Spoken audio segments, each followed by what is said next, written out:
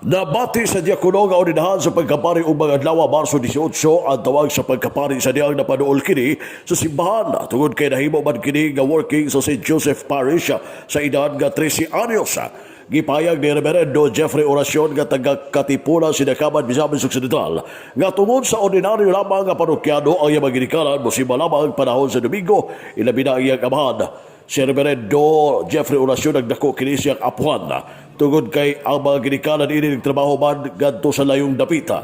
Apan sa panahon sa iyang pag-working sa parokya ni San Jose sa Sinacaban, Misamis Occidental sa mga paring Vincentiano o paring Vincentian dito ni suod kini sa simbahan og bitubo ang tawag sa Pagkapari.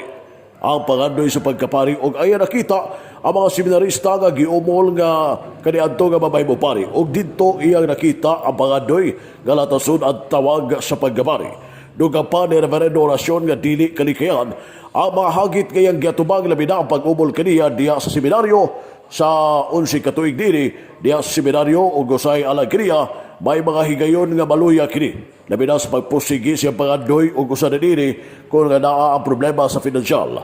Kaya ang iyang mga pamilya, pobre ba ng pamilya o dili kasarang sa galastuhan sa pagtuon. Apan tungo sa grasya sa Ginoo adunay mga gimong instrumento diri nga makapadayon kini sa pagtuon diha sa seminaryo.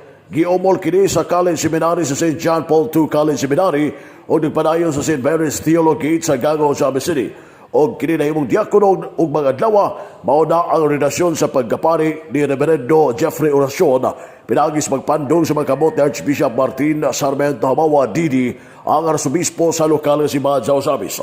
Alang kang Reverendo Jeffrey Oracion sa iya mga basa sa St. John Paul II College Seminary ay gikalipay nga siya nakalahutay o mapasalamatod kini tungod kay wala man kini kasinati og regency tungod kay bisan sa kalisod. Apan ana gayon ang panalangin sa Ginoo diha sa iyang paglatas labi na sa tawag sa Pagkapari. Pinagi sa mga tao nga nahimong kabahin sa iyang pag-umol labi na pagsuporta finansyal o gitabangan kini aron makalahutay diha sa seminaryo ug hangtod nga mamahimo kini pari ni Kristo. Gipasamatan ni Reverendo Jeffrey Oracion, Arsobispo sa Osamis, Archbishop Martin Hamawa nga nakakanunay ang iyang pagtabang ug pagpahinumdum kiniya og labaw usab nga anaa pagpaambit labaw ang pagpaambit sa Pagkapari.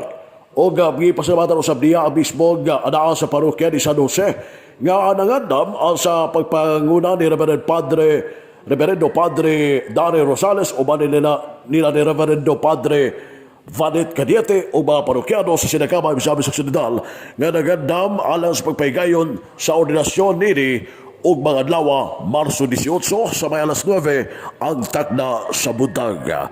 Ariya ang tibig may payag ni Reverendo Jeffrey Oracion nga taga Katipunan Sinacaban, Misamis Occidental nga ordinahan og mag-adlaw. Dunay daghang mga hagit no sa journey sa misod ko sa seminaryo, mga 10 years no, dagag 11 years. Daghan kayong mga hagit no, dunay mga problema nga daw usahay makapaluya no sa pagpadayon sa nga pagpuyo diha sa seminaryo. Ang usa niini usa gyud nga problema, usa sa problema nga giaguman nako kini man yung financial no, kanang financial kay lisod sab kayo among pamilya. Mao nang dunay kalisod no usahay makaunahuna kaniadto nga mupahulay sa una aron nga makapangita og trabaho. Pero tungod sa grasya sa Dios nakapadayon tungod kay adunay mga tawo nga andam miduol nga mutabang kanako aron ako makapadayon sa pagtuon sa kini nga pagtuon sa seminaryo. Mo nang nakapadayon ko do na pay daghan no nga mga kalisod, kalisdanan, personal no, maluya usahay kinabuhi no tungod kay gipurma man gyud gihulma man sa seminaryo nga daw lahi sa gawas nga kinabuhi manang aduna may desire nga kinabuhi sab sa gawas pero nakapadayon tungod sa mga pag-ampo usab sa katawhan ug labi na sa personal nga pag-ampo ngadto sa Dios. Ako mapasalamaton kaayo sa tanan nga nahimong kabahin nining pagpangandam sa akong ordinasyon karong Marso 18 sa may alas 9 sa buntag ang takna ang sugdan ang misa. Pinagi sa atong talahoron nga Arsobispo Archbishop Martin. Archbishop Martin, daghang kayong salamat sa imong pagpaambit o ipaambit nga pagkapari nga ri kanako ug sa tibuok kaparian sa Archdiocese of Osamis sa inyong suporta. Daghang kayong salamat sa kuraparuko dinhi si Father Daryl ang vocation director namo Si Father Bandit usab ang parokyal vicar dinhi nga maoy usa sa nagplano nining tanan, daghang kayong salamat.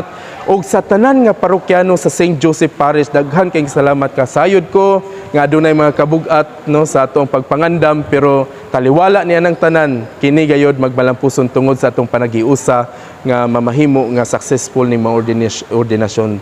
Kaninyong tanan, daghan kayong salamat. At kamayan payag ni Reverendo Jeffrey Oracion aton sa paginabi sa DX Diridus Team labot sa ordinasyon nini o mag-adlawa Marso 18 alas 9 takna sa buntag niya sa parokya ni San Jose ang Archdiocese Shrine of St. Joseph sa Sinacaban, Misamis Occidental. Alang sa DX Dinisiman yung kapalang radyo si Manuel Manuel Urod Kini Gier, danang sa nagbayan.